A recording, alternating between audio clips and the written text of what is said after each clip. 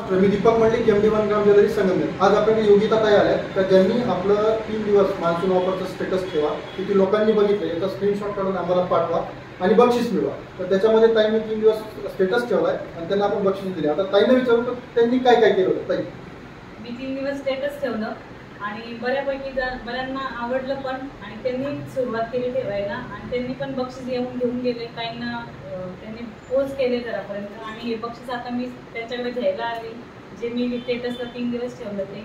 आणि बऱ्यापैकी बरीचशी व्हरायटी पण बघायला भेटली, तर त्यातलं मला हे गंठन खूप आवडलं आणि 40% डिस्काउंट मान्सून सेलमध्ये त्यांनी दिलेलं आहे मला।